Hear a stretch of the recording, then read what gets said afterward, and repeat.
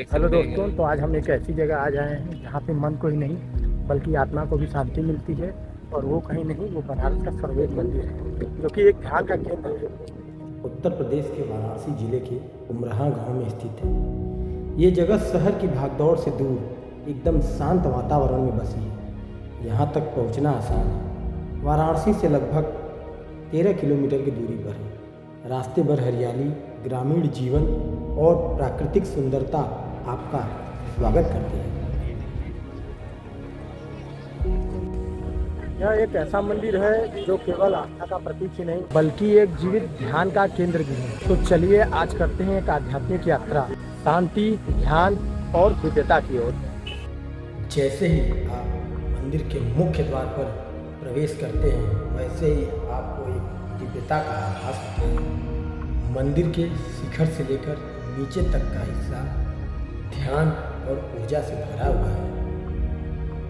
और वहीं गुलाबी सैंडस्टोन एवं श्वेत मकराना संगमरमर की अद्भुत शिल्प कृतियों से आच्छादित सर्ववेद महामंदिर धाम पूरे विश्व के जिज्ञासुओं को भारत की ऋषि संस्कृति की ओर आकर्षित कर रहा है।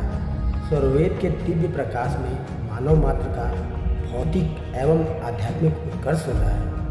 सर्ववेद महामंदिर धाम की दीवारों पर सर्ववेद के समस्त दोहें, वेदों के प्रमुख मंत्र एवं संत वाणियाँ सर्वश्रेष्ठ श्वेत मकराना संगमरमर पर उत्कीर्ण हैं। 80,000 वर्ग फुट क्षेत्र पर बने 180 फुट ऊंचे सप्ततलीय महामंदिर के चारों ओर विभिन्न आध्यात्मिक दृश्य और यह जो मूर्ति आपको सामने दिख रही है वह श्री सद्गुरु सदाफल जी महाराज की है। साथ ही इस महामंदिर में गुलाबी सैंडस्टोन से सुसज्जित वेद, सर्ववेद, उपनिषद, रामायण, गीता, महाभारत आदि ग्रंथों से प्रेरित लगभग 150 आध्यात्मिक संदर्भ लगाए गए हैं, जिनमें महत्वपूर्ण आध्यात्मिक संदेशों और भारत की सांस्कृतिक धरोहर को चित्र के माध्यम से समझाया गया है।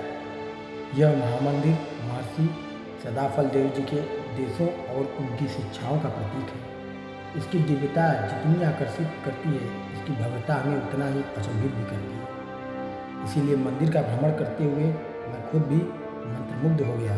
सर्ववेद महामंदिर भारत के सामाजिक और आध्यात्मिक सामर्थ्य का एक आधुनिक प्रतीक है। यह मंदिर एक तरह से आध्यात्म, इतिहास और संस्कृति का जीवंत उदाहरण है। यह मंदिर सिर्फ पूजा का स्थान ही नहीं बल्कि यह एक जीवित ग्रंथ का रूप भी है। यहाँ की हर पत्थर, हर दीवारें कुछ कहती हैं। अगर आप सुन सकें तो कृपया आइए और इसको ध्यान से समझिए, सुनिए। यह देखिए, यहाँ पे लिखा हुआ है ज्ञान ही मुक्ति का मार्ग। और सच मानिए, जब आप यहाँ खड़े होते हैं तो सिर्फ किताबों का ही ज्ञान नहीं बल्कि आपके भीतर से भी ज्ञान निकलता है।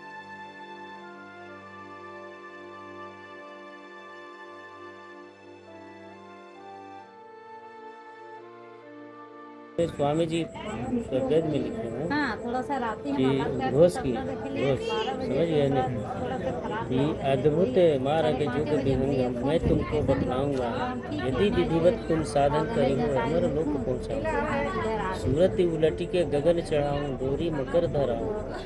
समझ गए ना, ये सारी चीज़ें अनंत महाप्रभु अनंत दयाम, महाप्रभु अनंत दयाम तुमसे तो ही मिला कहे सदाफल, कहे सदाफल परमानंदा आवागमन मिटाऊंगा।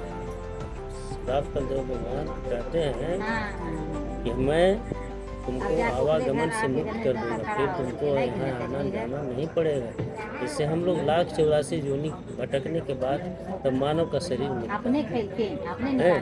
तो इस शरीर से अगर हम सुधर जाते हैं तो हमारा कल्याण होता है। हम आत्मा के कल्याण के लिए, आत्मा की शांति के लिए हम चाहते हैं या इतना मंदिर मस्जिद सगरों घूरते हैं कि कहाँ आत्मा का शांति मिले, कहाँ भगवान मिले। मंदिर में क्यों जाते हैं? भगवान को तो खोजने जाते हैं, तो मंदिर में भगवान है। लेकिन ये शरीर मेरा जो है सो मंदिर है, इसको हम समझें। ये शरीर जो है सो मेरा मंदिर है और इसी मंदिर में भगवान बैठे हैं। लेकिन उनको हम लोग खोजने नहीं जानते, खोजने की कला हमको पता नहीं। सद्गुरु के शरण में जब हम जाएंगे तो उस कला जो है सदगुरु हमको बताते हैं। तो अभी आप सदगुरु के शरण में आ गए हैं, सदगुरु आपको इस कला को बताएंगे। मेरा जो मंदिर है, मेरा अपना मंदिर मंदिर, है, हाँ। इस मंदिर में भगवान है। जी इस मंदिर को हमको जानना है, इस जानने की कला यहाँ सिखलाई।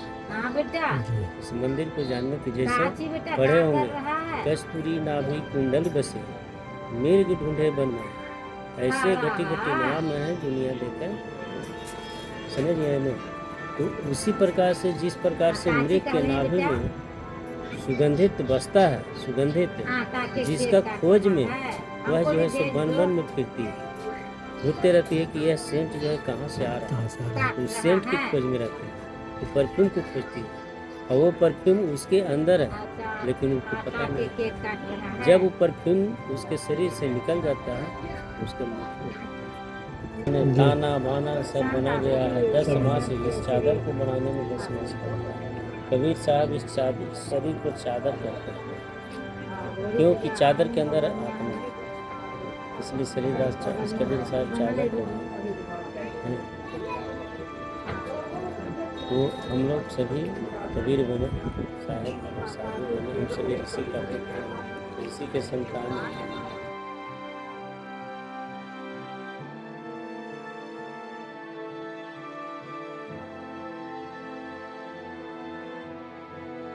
तो गाइस, जैसा कि हम लोगों ने सर्ववेद मंदिर को घूमा, फिर हम लोगों को यहाँ पे जलपान की भी व्यवस्था दी गई यहाँ के लोगों द्वारा।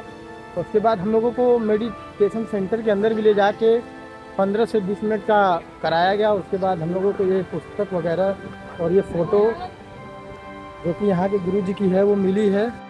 मेडिटेशन के बाद हम लोगों को ये फील हुआ कि हम लोगों को खोज शांति की खोज कहीं बाहर नहीं बल्कि अपने अंदर ही करनी पड़ेगी, और यहाँ पे बहुत ही अच्छे तरीके से बताया गया, समझाया गया। तो दोस्तों, ये थी हमारी वाराणसी की सर्ववेद मंदिर की यात्रा। अगर आप भी वाराणसी कभी आएँ तो सर्ववेद मंदिर का आके अनुभव ज़रूर करें। ज़्यादा दोस्तों, हम अपने साथ में कुछ भाई लोग भी आए थे, तो उनसे यहाँ का रिव्यू लेते हैं। किशन जी आइए, इधर आइए। तो किशन जी आपको बताएंगे। अरे भैया, बहुत एकदम शांति मिला। अंदर जाके कुछ पता नहीं चल रहा है कि हम लोग कहाँ बैठे हैं। ऐसा हो कि यहाँ रोज रोज आने का मन न करे, इसीलिए हम लोग जल्दी से निकले। सोच रहे हैं कि कल फिर आएँ, कल आएंगे गाइस, फिर आएंगे दोबारा हम लोग। यह मंदिर आपको बाहर से ही नहीं, भीतर से भी आपको बदलती है। और चैनल को इसी तरह सब्सक्राइब करें, फॉलो करें, और एक बनारस की अन्य यात्राओं के लिए हमसे जुड़े रहें। नमस्कार, हर हर महादेव, धन्यवाद, प्रणाम।